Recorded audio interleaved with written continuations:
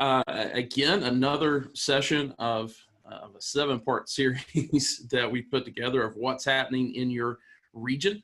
Today, we're discussing the mountain region to include the states of Arizona, New Mexico, Utah, Colorado, Idaho, Wyoming, Montana, the Dakotas, and Nebraska. So thanks so much for joining today. We've got folks both from Arizona and Colorado to talk today, as well as the overview of the analytical overview of the off-campus markets from College House Research. So we will get into that in just a moment. Let me go through a couple of housekeeping items. First of all, I want to go through, for those of you that are joining us through FeedLoop, which is our virtual conference software, you've got, you're able to see everything through Zoom in this middle screen where you see brought a virus that changed everything. That's where you will see the Zoom broadcast coming through. Then down below that, you'll see the speakers. You can actually click on their faces there and send them a message or a chat. And then you've also got the description of the session down below that as well. Over to the far right, you have our kind of our chat session. That is a public chat to everybody. You can also use the chat inside the Zoom window. So feel free to, I'll be monitoring both. So feel free to use that. Then also you'll see over on that right-hand side, you will see a list of attendees that are there as well. Those are the ones that are logged in through FeedLoop. And then over to the left-hand section is something pretty unique that you probably haven't seen on a Zoom meeting before. And this is why we're using this platform. Is we wanted to be able to provide some networking abilities for folks as well. So you'll see a virtual exhibit hall. You can simply just click on that and then go down to, you'll see all of our sponsors there kind of in the middle to the left. And you can scroll through those, click on them. You'll see a virtual exhibit booth is what we're calling it, where you can pick up you can send them an email, you can pick up a PDF brochure. So make sure that you check that out as well. I think I got one step ahead. Nope. Then, and then there's the networking session. So everyone that's registered for this session, you can actually click on that networking tab and you'll see a list of everybody there. And if they've added a bio and that type of thing to their through their attendee portal, that will be there.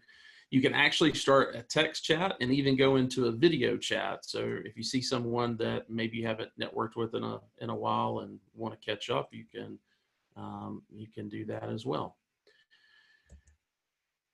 All right, let's talk about a couple things to make sure that's on your calendar. Again, we're doing these every Wednesday, but next Wednesday is our last one, and we will be doing the Western region next week to include California, Nevada, Oregon, Washington, Arkansas, and Hawaii. And I'll go ahead and tell you, I haven't been able to find anybody for Arkansas and Hawaii. So maybe we'll have somebody on there for that one, but and we'll talk to Charlie and see if he's actually, I don't know if he's monitoring any of the universities there or not. So we'll have to ask him about that. And then also next Thursday will be the last installment of our Preparing for Fall 2020. This has been every other Thursday that we've been doing at 3 o'clock, covering sessions to help both off-campus and on-campus professionals prepare for 2020. We will be, the 3 panels that we have for next week, we have a international panel. So not just folks from the US, but we also have some from Australia and from the UK that will be talking about the impact that they're having at their universities and in their off-campus markets as well as international students from all over the globe going to those 3 continents, or 3 countries. So that will be a great one to listen to. If you were on the last one, we had part one of our 100% virtual leasing session and what have we learned in the past 12 weeks.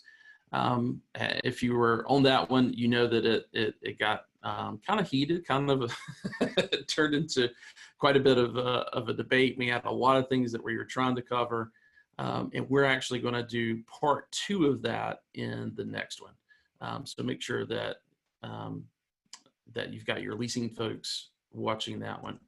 And then last but not least, we're going to be, this is preparing for fall 2020, and we're going to be covering the diversity topic and what's going on certainly in our country today and across the world as it relates to that, and how those things may impact student life this fall. And looking forward to that one. We've got some really great guests, and I'm really looking forward to that session specifically.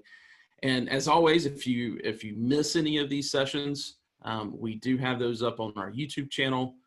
Typically takes anywhere from 3 days to a week for us to edit those down and get those posted, but they are there that you can go back and look, as well as here on the FeedLoop platform. If you've registered through FeedLoop, you can also come back and see those as well. Well, let's go ahead and talk about the Western region and what's happening off campus. Sounds like Charlie's coming back. Alrighty, Wes, I'm here, bud. I am here. So how about it? Hawaii and Alaska? Are you covering anything in those markets? Today? No. Tomorrow? Maybe. You just never know, bud. Well, if you need somebody to go and put the data set together, I'm volunteering. Just want you to know. Good. Okay, we'll send you to Anchorage. I've got Hawaii covered, bud. Hey, I'll take that. Okay. All right. Good. So I'm gonna share my screen. I think you need to give me the ability to do so. Yeah, I think you should have it now. And let's go ahead and dive into this. All righty. Let's see here. All right, this is a slide. Perfect. So for those of you tuning in who have not tuned into the 7-part series that Wes was so kind to include us on, I'm Charlie Matthews of College House. We are a new student housing market research platform. We have a complementary product, which is a listing site devoted strictly to student housing. What I'm going to do today is walk through some national metrics into the regional metrics, and then look at the market overviews for a handful of markets in response to the coverage that we're looking at here today. A little bit about us. We're tracking roughly 22,000 properties across the U.S. and 197 markets. A little under 1 million beds tracked with updates close to weekly every 10 days for the whole platform. Looking here, what we did is we looked at I'd say now the tail end of the proposed first wave of COVID, and looked at where the markets were at a national level. As you can see here, relatively high metrics on occupancy levels across all five regions, but based on our lovely friend, the coronavirus, pre-leasing velocity definitely slowed down. We've seen it pick back up, which we'll touch on with our example markets here about where things are at as of this past week. But as you can see, there's a lot of disparity between the current occupancy levels and then the pre-leasing occupancy levels as of May 2020. The average rate per bed, as you can see, higher cost of living mostly associated with the Northeast and the West.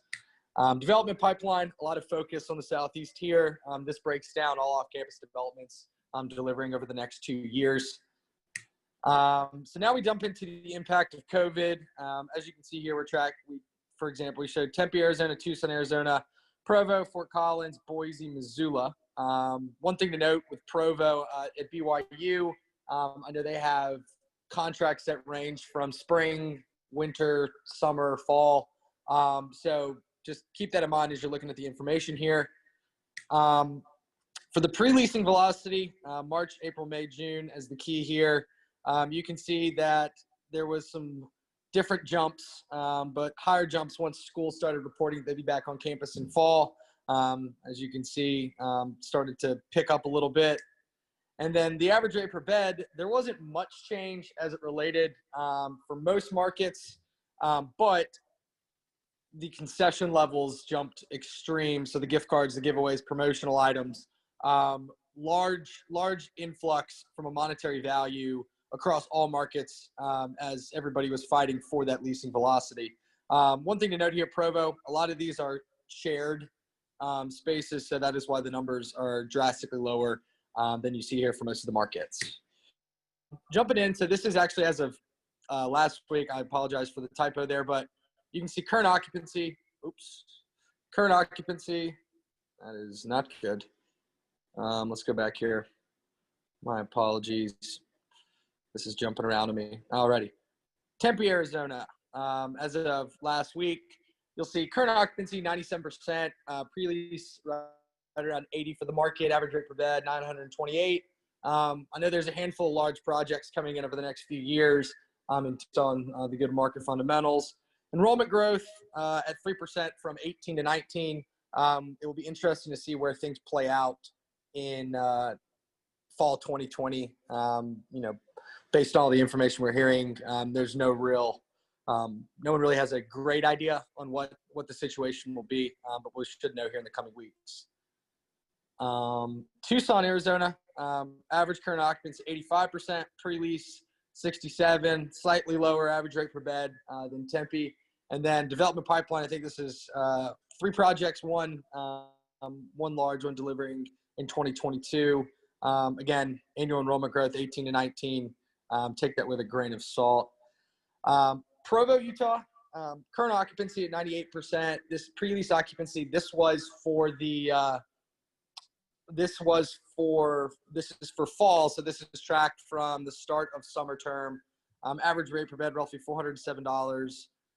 Annual enrollment growth, we're not tracking much enrollment growth from 18 to 19, and then we do not have anything currently on our development pipeline. It's an interesting market from your traditional student housing markets, as I know a lot of these are university contracts.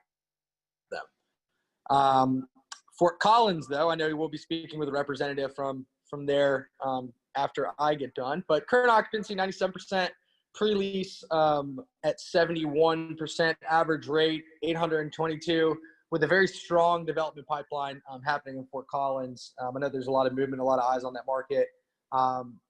Annual enrollment growth sitting there at currently 1%. And again, it'll be interesting to see how the university's enrollment changes based on COVID implications. Boise, Idaho, this market being more urban, when the summer starts, we start tracking the 60-day out conventional properties that compete. So current occupancy is roughly 92% for the market, pre-lease at 91%. The purpose-built student housing is a little lower, I think closer to 82, 83. Average rate per bed 726 with 2 projects coming. I know one's under development, I think both are under construction right now, so delivering 2021. In enrollment growth, 4% at Boise State. There in Boise. We shall see where that ends up. And then Missoula, Montana, University of Montana, we got current occupancy at roughly 73%. We track 3 purpose-built communities in Missoula, pre-lease at 58, and average rate per bed at 705, with a slight decrease in enrollment from 2018 to 2019. And yeah, Wes, you got any questions for me, bud? No, I don't think. Can you go back really quick to the slide on rental rates? Yes. This one right here. Yeah, so it was interested in what you were talking about in Missoula with the decrease in enrollment, and then looking at that price drop in between March to April. Do you know if, I know there's only 3 properties there. Is that price drop seem more related to leasing velocity going down due to COVID and school being canceled for the semester, or is it really just on concessions that are being given, or not concessions, but incentives that are being given right now? So I think in a competitive market, you kind of have to look at it from 2 angles. You know, the market price, what students are seeing, you know, that can fluctuate. And, you know, if you're in a financial structure and you can somewhat buy occupancy by lowering rates or giving away higher concessions, gift cards, et cetera, you know, I think the more competitive the market, the more you need to stay in tune on that.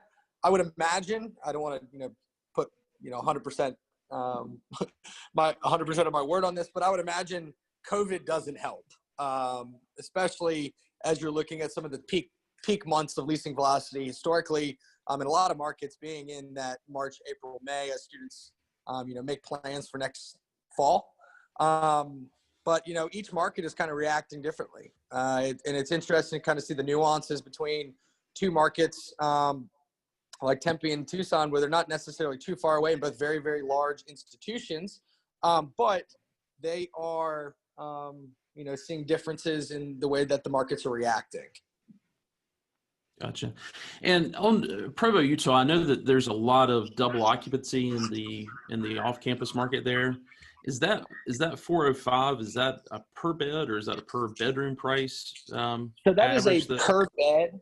That is a per bed, and if it's you know, there's 4 students in a I guess in a 2 bedroom, it breaks it down where I guess the, you know, 8-10 per actual bedroom, but on an actual per bed price, it breaks down to 405. Gotcha. Okay. Well, yeah, very, very interesting. Obviously, some strong metrics in those in the mountain region. So thanks for providing that. I'll leave it open for any other questions, either from our panelists or attendees. I'm not seeing anything in the chats just yet. Okay.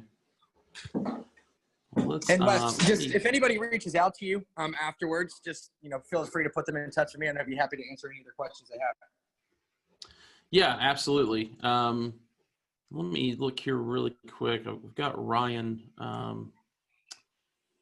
who is our sponsor this week, and I'm trying to see if he was with us earlier and was trying to get back to the office, but I don't see where he's logged back in yet. So we'll come back to that. But Charlie, thanks so much for doing that and putting that information together. We look forward to talking to you next week on the Western region.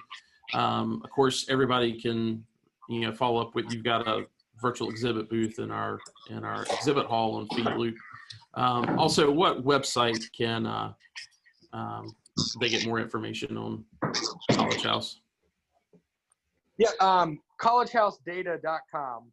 If you find our listing site, you can just click research tool, and, you know, request a demo or send us a message.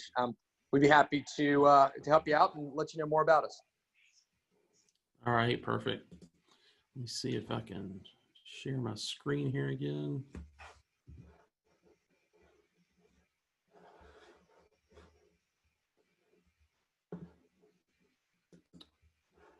All right.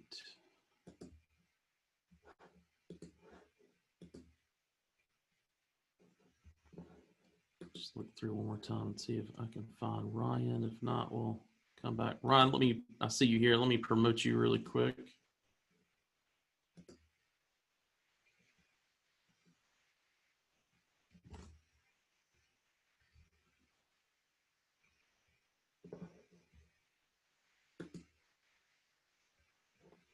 Ron, do we have you?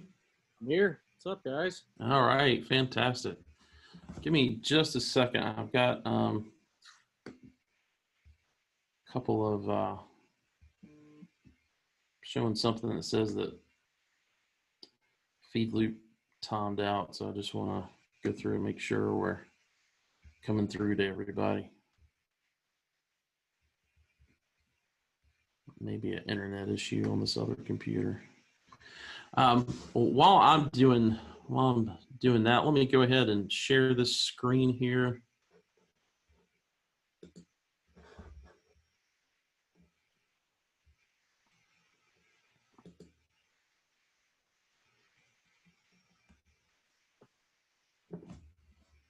All right, today's sponsor is Safeware, and we've got Ron Vaughn, who's their VP of Business and Program Development, here to tell us a little bit more about Safeware and how they're servicing student housing, both on campus and off campus. Primarily on campus is where they really excel at. So, Ron, I'll go ahead and hand it off to you. Yeah, thanks, Wes. Good to meet you all. Thanks for taking a second to hear me out. So yeah, Safeware, we're organization, been in business since 1982, based out of Columbus, Ohio. We're especially risk insurer. So what we're here to kind of just chat with you about today for a second was just to share a little bit more about our a new venture that we have, put together. We've partnered up with the leading underwriter within the specialty risk renters insurance business, an organization called Assurant. And what we've done is we've essentially put together a renters insurance program for students and also for universities. So really what the opportunity has kind of presented to itself is colleges and universities just more recently have expressed a need to reduce their risk related to medical payments and property damage caused by students in dorms. So what that means essentially, a student can kick a soccer ball and damage, hit a sprinkler and flood the whole dorm out, or, maybe they get injured, and, there could be a situation where obviously the school is typically held legally liable and obviously financially liable for those situations. So what our product essentially is here to do is provide parents, students, and really with the support of the university, a cost-effective solution for property and liability coverage. So essentially what Dorm Defense does is it transfers the risk, and the costs related to property damage, liability claims, medical expenses associated with covered residents away from the institution and covered by our program. So traditionally, what we see in the private sector, non-university owned sector, is where, leaseholders will require the folks renting, the tenants, to have renters insurance to live in that building. Well, that's not yet occurred yet at the university level. But what we've seen more recently over the years is more universities moving towards implementing a requirement that the students have to provide proof of either homeowners insurance by mom and dad, or by a independent policy through a company like us. So what we're here to do is give these schools the ability to deliver that product to the students. And at the same time, the benefit for the university is we provide up to $100,000 in liability coverage for, again, different things like medical expenses or property damage. So rather than, a student setting a fire and now the school has to, pull $100,000 out of pocket to fix it, and they got to figure out where they put the student up while the place is getting repaired. That's where our policy comes into play. It takes care of all the administration, takes care of all the financial liability to make sure that student's having a good experience there at the university. So that's all I've got. Wes, thanks for, again, having me on. I would love to take any questions or meet me over at the virtual booth if you have any other questions. But again, it's just a pleasure to be with you today.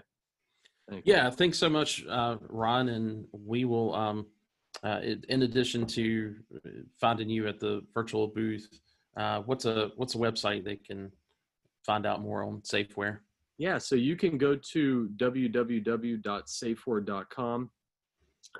And if you go to the virtual booth, we've got some different assets. We can show you what the purchase experience looks like for customers, or students that are going to be going through and buying this. So we've got a number of different details that we can provide you just to provide to your folks and obviously make sure you're offering this solution to your students. All right, perfect. Well, thanks so much, Ron, and thanks for being a sponsor. It's been great getting to know you over the past few weeks, and I know that with so many students having to leave their things behind in dorm rooms for much longer than just a week at spring break, and I know some that were just getting their things last week out of dorm rooms. Having something that helps with some of that coverage, I think is something everybody's going to be looking for again this year. So, yeah, thank you. And to your point, it certainly helps the students quite a bit. Obviously, with the personal property that they bring to the university, we're covering $10,000-$15,000 worth of personal property. It's more convenient than obviously, and it diverts the risk away from mom and dad's homeowners policy. So a lot of times you'll see where mom and dad won't want that college student's risk on their good risk that they've been putting together for the past 20 years. So has a positive impact there. And then the third, it really helps out the school too, because right now, tuition costs are under the microscope. And, I've been fortunate to be involved with the university space for the past 10 years. I work primarily over the last 10 years with bookstores, university college stores. We work with 400 stores currently across the country today. And what I've learned is, again, tuition is under the microscope. And as that continues to occur, the university is going to have to find ways to tighten things up and make sure that when, the student does something that causes damage, therefore costing the university money, they've got to find ways to mitigate that risk. And that's where a company like us will come into play. So really it helps everybody. It helps the parent, keeps the student off their bad or their good insurance risk. It helps the student and obviously the parent, because now their property is insured, but it also helps the university too, to ensure that, hey, rather than paying for unnecessary things that silly students cause, you can divert that risk to a company like us, and we can make sure it's taken care of. And Assurant, we're an administrator for them. They're a strategic partner of ours. We've worked with them for years, but they underwrite the biggest renters insurance companies in the business. They do. Things of that nature. Absolutely. So that we put together this partnership. They've selected us because of our university relationships, and and this is a newer space to us, but I'm looking forward to, again, talking to anybody that's willing to listen. I'm willing to listen more than I talk because I need to learn. Just excited to really dive into this space. And Wes, it's been fun talking to you to honestly educate me about this and put me in front of the, folks like I am here today. So great. Well, thanks so much, Ron. Awesome. Thank you, guys. Appreciate your time. Well, guys, let's go ahead and move over to, there we go. Let's go ahead and move over to what's happening on campus. Today, I've got Kevin Shout, who's the Director of Operations for Taylor Place at ASU downtown Phoenix. That's Arizona State University in downtown Phoenix, and the campus there. That's the housing's done in partnership with Capstone on Campus Management, who we've had on the series, on our other series recently. And then we also have Nick Sweeten with Colorado State University. He is the Associate Executive Director of Housing there. Nick, Kevin, welcome to I was about to say welcome to the podcast, but welcome to the webinar. How are you guys doing today? Doing okay. Thanks, Wes. Doing fine. Thank you. Well, fantastic. Well, if you can, a little bit, Kevin, if you could give a little bit of background, because you're in a unique situation there where you're kind of in a sister campus to ASU, and then you're also part of a P3 partnership that Capstone on Campus has partnered with ASU there. It'd probably be good to get a little bit of background from you on how that's operating, what it is that you do there, and then Nick would like to do the same thing regarding your position at Colorado State. Okay. Taylor Place, for my position, we manage the downtown housing, dining, and retail facilities and operations for the campus. We're currently the only university housing facilities and dining on the downtown campus. We are also in the phase of open next year, and the university has two major projects under construction to open additional buildings next year. One of those is downtown, another high rise for our students, and it'll also house an academic component. It's interesting. We work seamlessly with the university. We're considered affiliates of the university. I report to the dean of students and I report to a vice president here at ASU, along with my other responsibilities with our company. COCM enjoys having a very good relationship. We want to be seamless. Our priority is what is best for the students. What is best for the students, the family, and the university. I've been in the field of higher ed, as you can see by my face. I've been around an awfully long time. I spent the first 25 years of my career in student affairs as a dean. And I've always Fantastic. I worked in housing probably before some of you were born. So. Well, great, Nick. Let's go to you next. Hi, so my name is Nick Sweet, and I'm Associate Executive Director in Housing and Dining Services at Colorado State University in Fort Collins. Our portfolio includes 8,300 beds on campus. We have residence halls and apartment complexes, of course, the residential dining operation. And we also have our campus ID card office and the Mountain campus in our portfolio as well.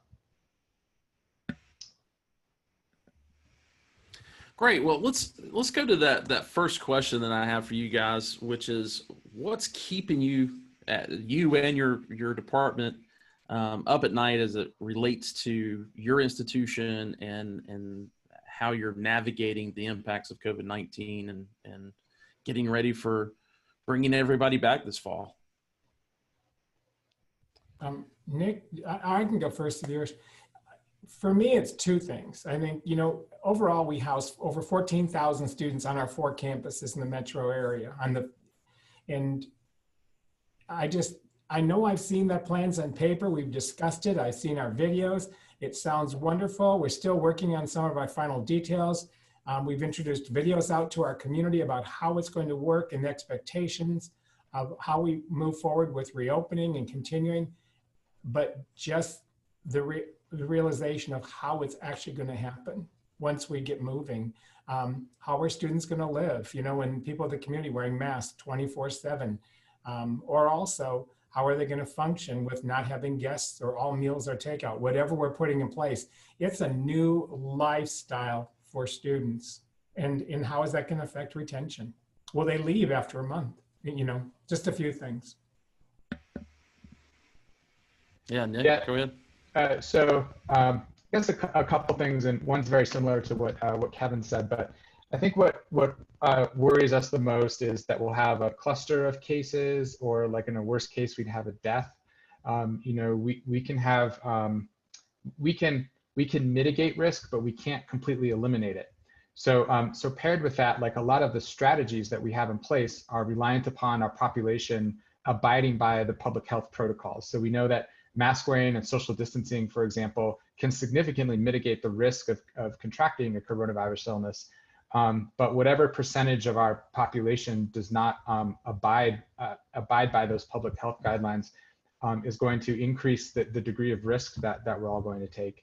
And so thinking through, how are we going to enforce these public health guidelines, and how do we kind of influence student behavior to follow and do the things that we know are going to help keep everybody safe. And I'll stop you there for a second, because Kevin, I'd love to get your feedback on that as well. I mean, we're seeing, at least here in North Carolina and in South Carolina, a lot of municipalities and governors starting to discuss requiring masks when you go outside of your home, because we are getting such of a surge right now. I've got to imagine, we're going to continue seeing those surges as everything, winds down to, a mid-August move-in date. Enforcing something like that, be it, the university making that mandate, or even if it's, your local city that's doing it. What kind of discussions are you guys having about how that's going to be enforced? Nick? I mean, we've had discussions about what's the best way to leverage. Is the best way to leverage our law enforcement resources on campus to enforce like a mask wearing? And it's probably not. And so we're looking at social norming campaigns and other strategies like that to help create the culture of mask wearing and help reinforce those expectations. So we'll have passive strategies in place, like a student, will barely be able to walk 5 feet without seeing like messaging about mask wearing and that kind of thing, and reminders, passive reminders on digital displays, flyers, signage, that kind of thing. And then we already have an existing social norming campaign we've had for years called Rams Take Care of Rams. And it's been pretty successful. And so we're looking to leverage that program to enforce a culture of mask wearing. One strategy, for example, we're looking at doing is providing our athletes with extra masks, and then kind of training them and asking them when they're going around campus and the student center or dining hall, and if they see somebody without a mask, to approach them as an opportunity both to introduce themselves and their sport and tell the student what the next game is, but also to give them a CSU branded mask, and with a friendly reminder like, hey, I saw you didn't have a mask, here's a mask for you. So using, leveraging athletes, student leaders to help set and reinforce that culture. And then again, leveraging our already existing pathways to create a culture where our students care for each other. The majority of our students that are housed on campus, are over 14,000, are mostly first-time freshmen. So we're dealing with a population. I mean, overall on the campuses, we have over 100,000 students and online. The challenge is our population is 18, 19-year-olds, mostly first time. That also works for us because it's everything they do from stepping on campus is an educational opportunity. And that's behavior, wearing a mask, social distancing, all those things. The university has kits that they'll be providing to every student. Every student will get 2 branded masks. They will get sanitizer, a thermometer, hand wipes, some other items. Plus, we've already stocked thousands of those items as backup. It's just encouraging students to develop good habits. As we said, working with peers and other methods, but it's in the constant campaigns. We have some great videos we've introduced, but it's just doing that constant campaign. I agree with Nick. Enforcement, especially with recent events, is going to be somewhat challenging, and maybe it is from education, it is from peer, but our campus policy and university-wide is that it's going to be wearing a face covering on all campuses, inside and outside, anywhere at an ASU event or anywhere on property. It's spacing. I think that, but also some of the other things. I think students not being able to have visitors or a lot of to-go meals, it's adjusting to time alone. And especially because our major force on university campuses for decades is student development, developing communities, learning as groups.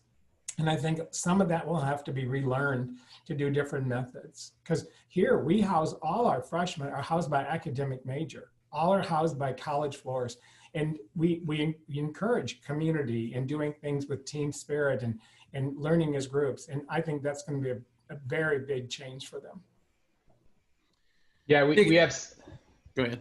So I mean, we have similar guidance where we were advised that students having roommates is less of a concern than the intermingling of populations, and so we were asked to focus our efforts on crafting policies to reduce the intermingling, and so no guests is one of those policies that we will have in place this year.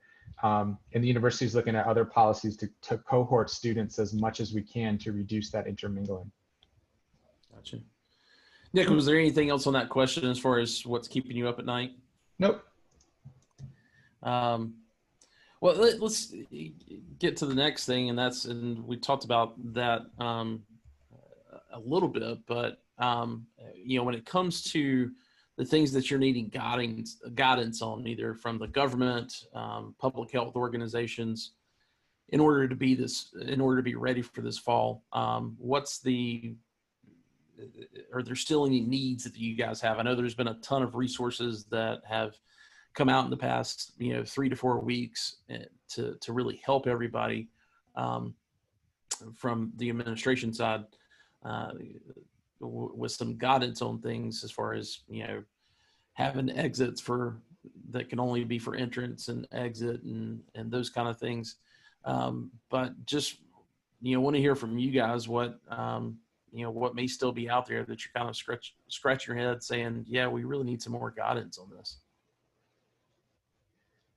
So, I mean, I would say for us, the broad strokes of the guidance are, are pretty good. In the beginning, when all this started, the guidance was frequently changing. I mean, the most obvious example is we were originally told no mask wearing, and then that guidance changed as the pandemic progressed. I had a colleague at another institution count the number of times guidance changed, and she was up to 28 times. Oh, wow. And so the guidance has gotten more stable, and it hasn't changed as much, which is good. And now what we're finding is that we understand broadly what we need to do, but there's some cases where we need more guidance on more detail. So an example would be we have a great protocol for what we do when we have a positive COVID case to quarantine a student. But we're still exploring, like, we need more guidance about what does that mean if a student is coming from a community bath hall where they're sharing the bathroom with like 25 other students.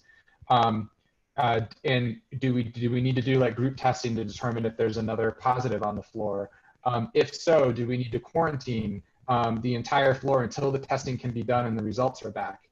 And so we're finding ourselves needing a little bit more detail on guidance, but we're getting to the point where we think we know the questions we need to ask, and so it's just a matter of figuring out those last minute details.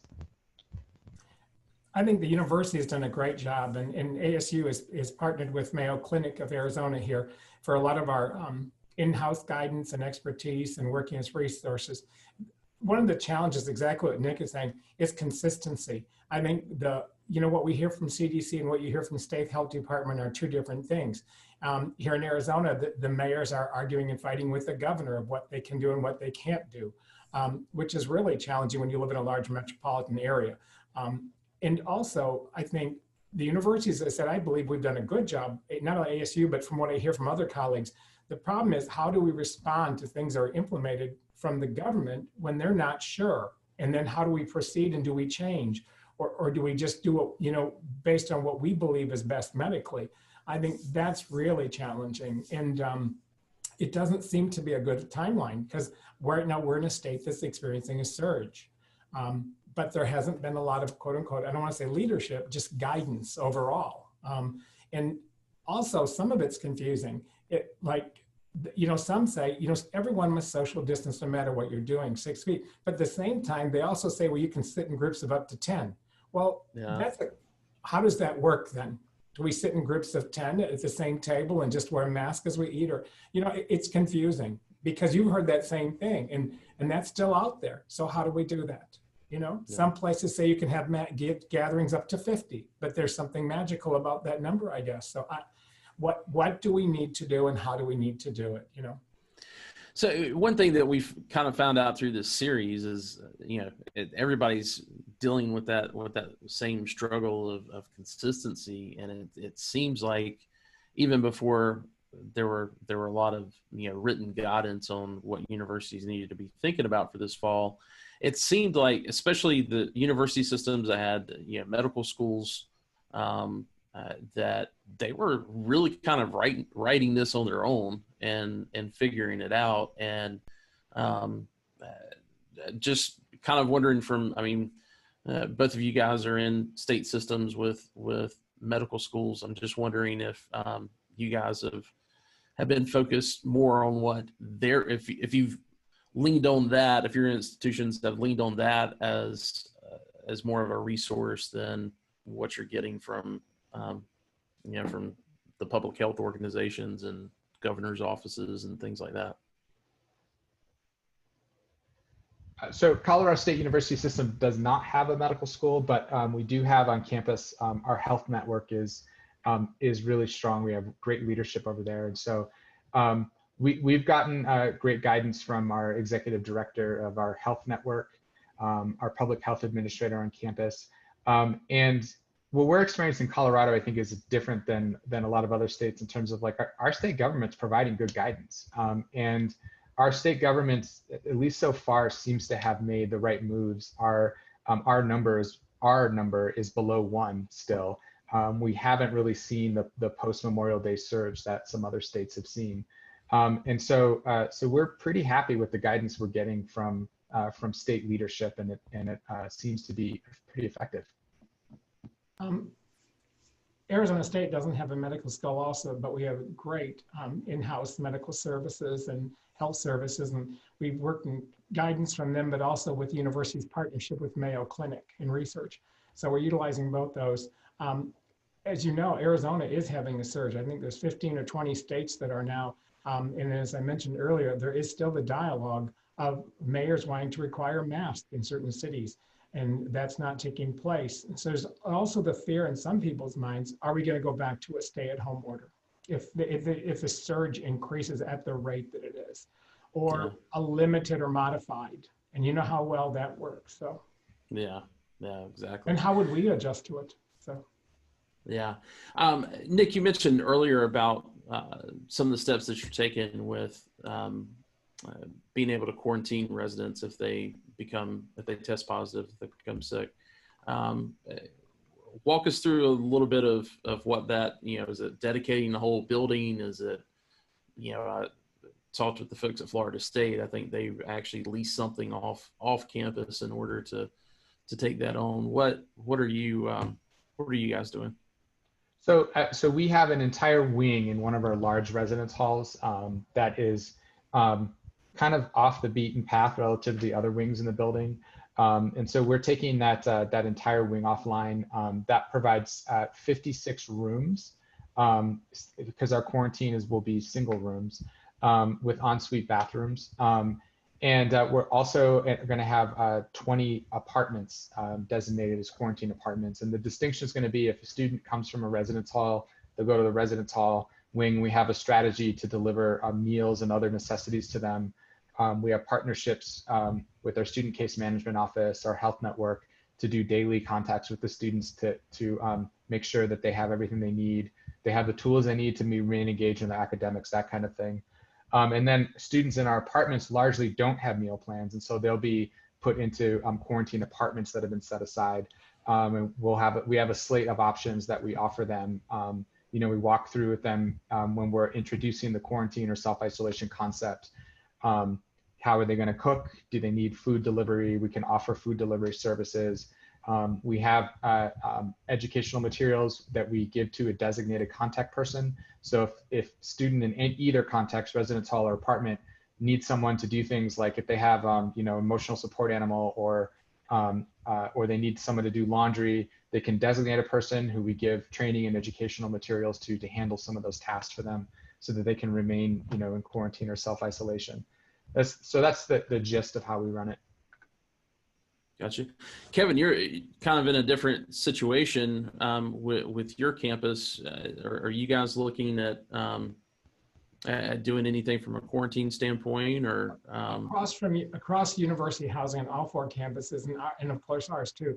We have designated rooms set aside for any students who are suspect or students who might be tested positive. We also work immediately with university health services. We've arranged for plans for the rooms to be sanitized, cleaned. We have PPE equipment for people. We have designated people who will be in contact with the person if they are declared suspect or possibly isolated, how to deliver meals to the people, all to go. All rooms, of course, like everywhere, is all wireless. We already have 3 types of learning on campus. We have internet, in-sync learning, Zoom. That's all taking place. Students can choose those optionals and learn from their room or the room they're set up in.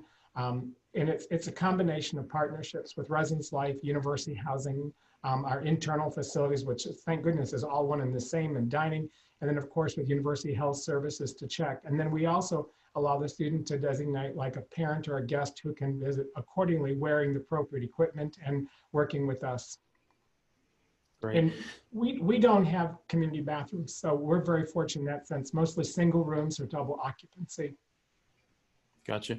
So, yeah, that's a very good point. And I think a lot of universities are going to be taking that into account as they're, redesigning, or they're designing their future dorms when they take stock, offline moving forward. Um, Nick, we spoke earlier and we were talking about what happens when a student, shows up and, or I shouldn't say shows up positive, but with the surges that we're seeing now, I feel pretty confident we're going to see this through August, and I could certainly see a student who ends up, testing positive right before they're supposed to start their classes. Fortunately, everything is in a hybrid mode for the most part, so it shouldn't keep them from starting their classes. But I'm just wondering, as far as their housing agreement, if they decide they want to cancel that, or if they just want to move in later. I'm assuming you guys are working with them, but I just didn't know, just want to get your input on what the, how you guys are approaching or planning to approach those type of situations. Yeah, so if somebody becomes positive or suspected positive and needs to quarantine or self-isolate before coming to campus, on the academic side, as you mentioned, moving towards a hybrid model and like large lecture classes. And so if it's a freshman, they're probably taking 2, 3, or 4 of their classes are large lecture. We'll have an online component, so a student could do that from anywhere. And then our case management office would work individually on each situation and determine the best way to support the students. So they could still start their education, and they could remain caught up in their academic work. In terms of what it would mean for housing, yeah, we'll work with that on a case-by-case basis, depending on the individual. But we are being very flexible this year with waivers from the on-campus living requirement, refunds if we need to do refunds at some point. And so we, like I said, case by case, but we'll work closely, and we want to make sure that each of our students is successful. Any worries that you've got enough staff to handle all those? Because it's a lot of special. Hey, we got to talk kind of 101 and figure out what's the best thing is. And I don't know if that happens at the housing level more so than at the advising level. Who's taking those calls and talking with those students? So I mean, well, if it's a housing need, it's us. But we have an office called Student Case Management, which is sort of the caseworker for each student, and so they can connect and coordinate the suite of needs a student would have. So like they can connect the student with academic supports. They can reach out and contact professors on behalf of the student. They can contact advisors, that kind of thing. And so they work with the student and gain like a global understanding of what their needs are, and then either connect the students to the various people or offices they need to be connected to, or on behalf of the student can gather information or resources for the student. So, Kevin, that I guess that same question, how is that affecting your campus? If someone's if someone's in a situation where they can't show up to live in the residence halls when when classes start, or do you guys have something worked out for those students? Once again, it's just like Nick was saying, we do a case by case. It's what the student wants first. What's going to work best for them? As I mentioned, we have 3 options of learning. We have immersion learning, Zoom learning, sync learning, and iCourses. Whatever's going to work best for the students, they can take those. If they want to come on campus immediately, start later, what's going to work. Also, on our campus, and all 4 of our campuses, we have a University Advocates Office where those students basically are dealt with through them in regards to providing support, running interference for things, working with resources, getting things accomplished, reaching out to faculty, different departments, whatever's needed to help that student. That's what our advocates are for. Also, our residence life staff are trained to provide a lot of support, our professional staff. It's how we can accommodate what needs are best for the student. And at the same time, looking at the overall, what's best for our community. but we handle it. Contracts, other issues, case by case basis. You know, we're in a pandemic. Whatever's gonna work best for us, and whether that be a credit to the account, refund, or perhaps the student wants to come back at some time if they need to take a short leave and continue learning offline. Whatever, we'll accommodate somehow. Great to hear. Well, so let's get to that last question. There's been I check the website, the Chronicle's website every day on their database of what schools are reporting, and overwhelmingly it looks like everybody's going to make an attempt at getting back on campus with in-person classes or some type of hybrid. Obviously Cal State and Nick, I know you've got some experience there as well. Obviously they said, hey, we're going to start with on campus. Your universities are close to that and get a lot of students from California.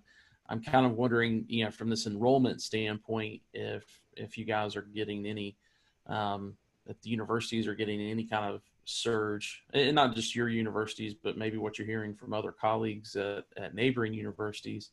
Are you guys seeing any kind of surge from those California students? And then, what are you just hearing overall from an enrollment standpoint? Because obviously, I think everybody's got a lot of concerns about international students and their ability, and then also just from out of state in general, students being able to come this year or come this fall. So just wanted to ask that question as far as what you guys are hearing about enrollment. So go ahead, Nick. I was at Colorado State, Fort Collins. Our numbers are actually not bad. We were expecting them to be a lot worse. And it comes with a grain of salt because our deposit deadline is moved back to August for both housing and for tuition. And so we may see a surge of students end up not coming that we thought were coming. But right now it looks pretty decent. Our first-time full-time freshman numbers are down less than 1%. At one point they were down 12%. So they've picked up quite a bit. Our orientation sessions, in each session, over 90% of the student attendees have signed up for housing, signed up for classes, and or paid a deposit, all of course indicators that they're planning on coming. Anecdotally, we're hearing from students that they want, to have something close to a normal experience. Many don't want to stay home. So we're feeling okay in terms of enrollment. Our transfer numbers are down quite a bit. And then out of state and international are down, although I don't have as much detailed knowledge of those numbers. I don't know specifically what our numbers from California look like. I know overall, the last time I looked at the data, our out of state numbers were down a little bit. In Colorado, what we're seeing is the major state institutions, so CSU, Fort Collins, CU Boulder, numbers are looking pretty decent. The smaller regional institutions are down. So that's what we're seeing in Colorado. In Arizona, we have just the 3 state institutions. A lot of them have multiple campuses. Our enrollment has been on par. At ASU, our enrollment's been good. It was very sluggish at first. I think people were apprehensive, weren't sure, but enrollment's good. At our college, we look at campuses, what our college majors are looking like. And some of the numbers are lower in engineering. Of course, international student population is slightly down here. I know at the University of Arizona in Tucson, they had a significant dip in international, and they predicted that because they're heavy medical research based with the medical school. That was predicted. As I said, ours here, slightly there's a dip in engineering and slightly in one of the other colleges, but otherwise the enrollment's been on par. We have a significantly large population from California that comes here, and part of it's because of proximity. We're just a few hours away. And another part of it is because some of our academic programs. I know on our downtown Phoenix campus, we have over 12,000 students. On campus, about 50% of our students who live on campus are from California. And well, let me justify that, are from out of state. Of that 50, Yeah. about a third of those are from California, though, that live on campus. And the big draw, of course, is we have a direct admit nursing program, and we have the Cronkite School of Journalism. And those are major, major draws for out-of-state populations. So we're on par for that. We won't know. We think things look good now. Not, I don't want to say wonderful, awesome, like typical, but they look good. What's gonna happen the first week of August, I think, will be a big factor. Also, we too have moved deadlines, changed some dates, some policies to make things very accommodating for students. And it's been a little challenging. We're not doing campus tours. We're not providing tours of rooms, and most campuses aren't. So people, they want to be able not just to see, but they want to be able to touch and be up close. And I think that has been a little challenging for folks too, because they want to make that decision after they visit or after they see something. Orientation numbers online have been good. So. Gotcha. Let me, I don't think I've got any other questions on enrollment, but I wanted to, we do have a question that came in, but they're asking about UC Riverside. So that will be in next week's panel. So, but I did want to go ahead and move over to bonus questions and give our attendees an opportunity to ask any questions. So as I'm waiting for people to type that in, I did want to ask you guys, I know there's a lot of forest fires in your areas that you're contending with right now. Any threat to the campuses, or are you guys pretty safe right now? We are safe at this point, and most of the fires are north of the city, but I know that the one in Tucson, I have a friend who lived there, spoke to me, theirs is more under control now. That's north of the mountains and north of the city, in the mountains. Here, the fire has now been categorized as the 7th largest in the state's history, in the Tono National Forest. So hopefully, and there's another one advancing farther up than that. So hopefully those can be under control soon as they move into residential areas and they start evacuation. So it doesn't help it's 106 today and windy either, so.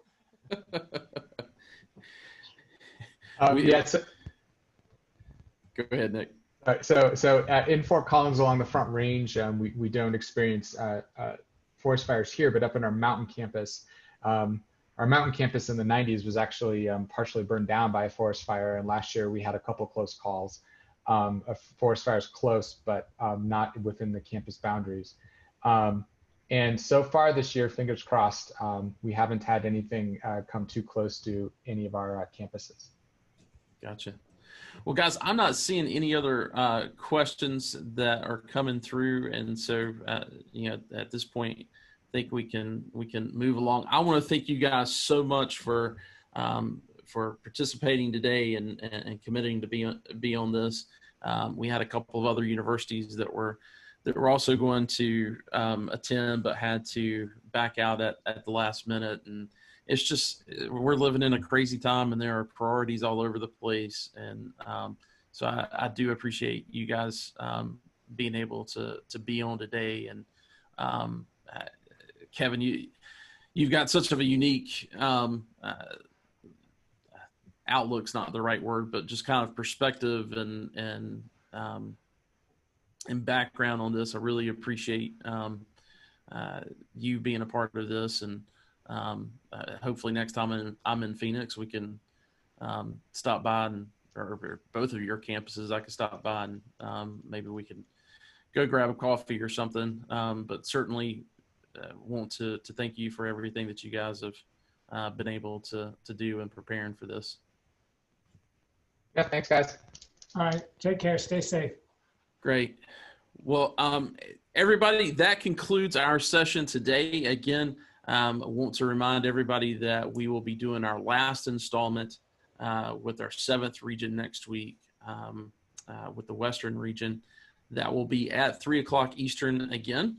And then also next Thursday, that's on the regionals on Wednesday. Then on Thursday, we will be doing our final installment of preparing for fall 2020.